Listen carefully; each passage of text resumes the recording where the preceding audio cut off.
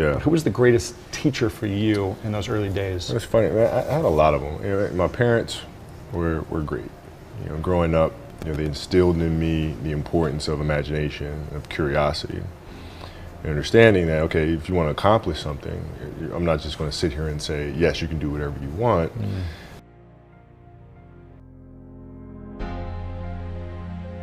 And when you grow up as a kid thinking that the world is your oyster and all things are possible if you put in the work to do it, you know, you grow up having that fundamental belief. Yeah.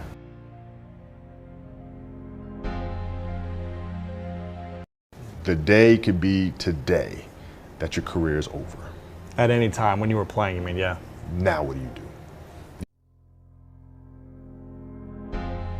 My father was really influential at a really critical time where I had a summer where I played basketball when I was like 10 or 11 years old, and a very prominent summer league in Philadelphia called the Sunny Hill League, where my father played, my uncle played, and they were like all-time greats and such stuff. And Wilt Chamberlain played in the league, you know, Earl of Pro Monroe played in the league. And here I come playing, and I don't score 1 point the entire summer. Really? Not one. How old were you? 11, 10, 11. And you're playing against other 10, 11-year-olds? Or and you didn't score once? Not one. Were you in the game? I was in the game. How'd you not score? Because I was terrible.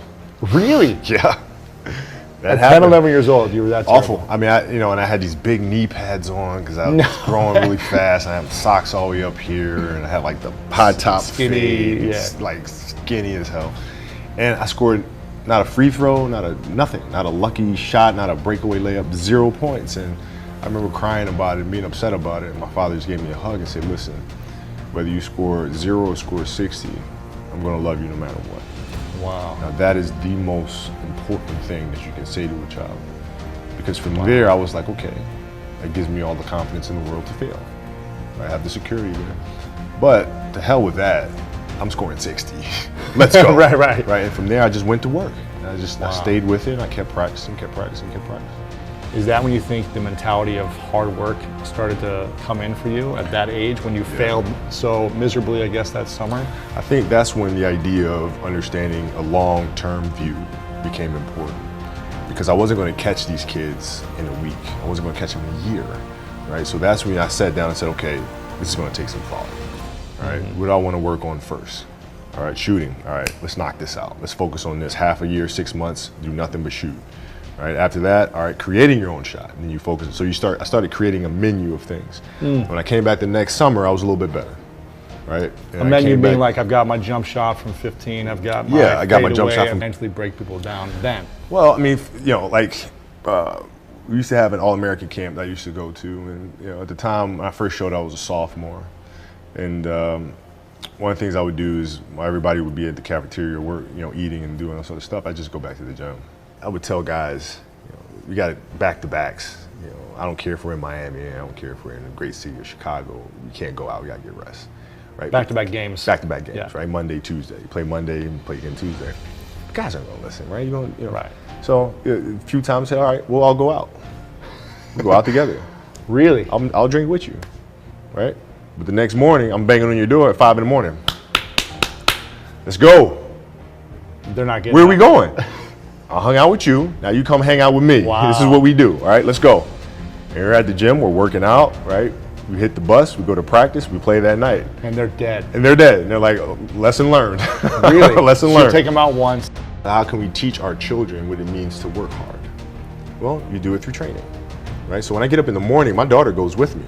4 a.m. 4 a.m. My 15-year-old goes with me. She goes with me before school, and it becomes a daddy-daughter thing. That's cool. She just got a permit, right? So she drives in the morning. It becomes a cool thing, right? But through that process, she understands the value of hard work and things taking time. And the same thing with my 12-year-old. Right? She practices every day. Right? And so it's through those behaviors is where I find the motivation to do it.